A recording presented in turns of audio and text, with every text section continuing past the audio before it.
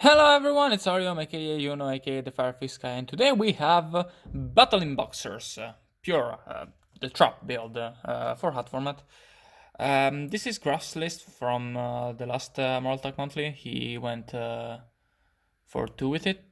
I have my own list, but I am currently playing it in Moral Talk Monthly, so I'll share it once I'm done with that. But if you're looking for a very easy to play deck, but and also very budget deck. To play in the format, look no further, I would say, than this list. Specifically, this list if you're looking for a budget list, because my god, the other build, I don't know how I did it, but well, how we did it.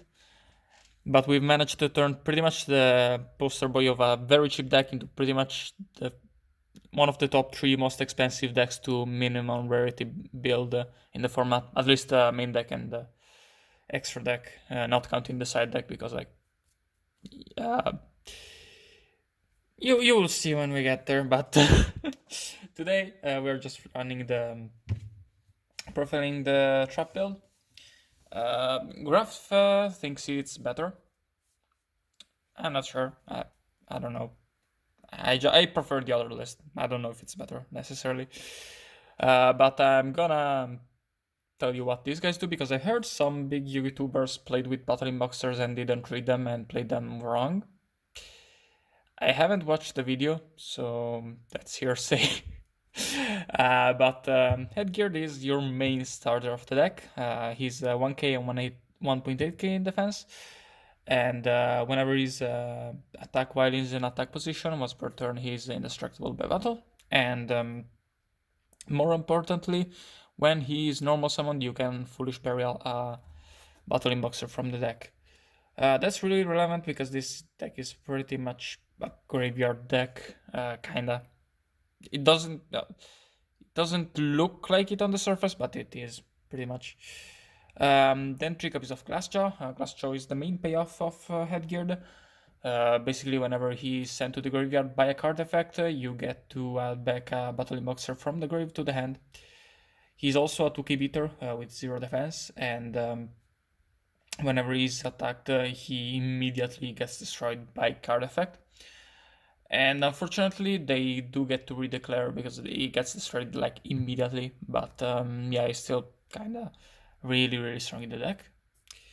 And then 3 copies of Coach Soldier Wolf. I mean, Battling Boxer Switch Hitter. Pardon me. Basically, whenever it's normal summoned, you get to special summon back Battling Boxer from the graveyard. You can summon it in attack, so Glassjaw 2k. That's pretty good. Fortunately, he does lock you into Battling Boxers whenever you do for the rest of the turn. Well, for the entirety of the turn.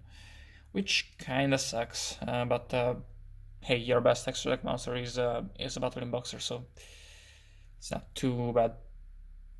And you keep getting recycling with Glassjaw, basically, and recycling Glassjaw with him. 3 copies of Sparrow. Sparrow, he's the extender of the deck. You can special summon him if you control a Battling Boxer. And for the rest of the turn, you cannot conduct the battle phase, which means that you can special summon him in main phase too. And pretty much the only real combo of the deck is if you have 3 monsters on the field, one is Power and one is Boxer. You can link, you can XYZ Sparrow and the third monster into Lavabo Chain. Send Glassjaw, detach Sparrow, add back the Sparrow, and special summon him a second time, which is really neat, especially since Lavabo Chain does give you constant pluses with this deck. So if you can keep it alive, it's really strong. Next, we are just running 2 Firehand and 2 Hysen to round off the monster list. Basically, if you don't open Netgeared or Boxer plus Spur, your turn 1 is kinda bad. So hands give you another decent turn 1 play, which isn't an extender, because the extenders in this deck past turn 1 are kinda bad. You know, conflict suites with Switch Hitter. If you have another monster on board, you cannot use a Thrasher. So I feel like since the hands usually stick, you are getting still a kind of an extender, and another good turn one play, and another good card to top deck. No, decent card. But yeah, for our spell lineup, we are running, Rota and Foolish Burial, staples in this deck. And then 3 copies of Mystical Space Typhoon to protect us from back rows. I got the Arsenal ones, I like them. But protects you from the back rows this deck is weak to, mainly compose Fiendish Chain especially, and then Sun of Morning and Black Horn of Heaven. Since, those kind of traps cannot be countered by Forbidden Lance. Kind of bad versus Breakthrough skill, but yeah, and versus artifact decks, you just let them use the artifacts first, and then usually all of their remaining back rows are, non-artifacts, so that's good. This is it for the spell lineup. Moving on to traps, we are running 3 copies of Traptrix Trapple Nightmare.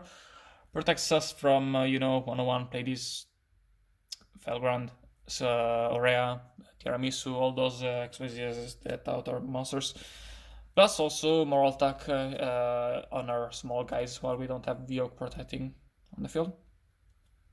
3 copies of Fiendish Chain, same deal.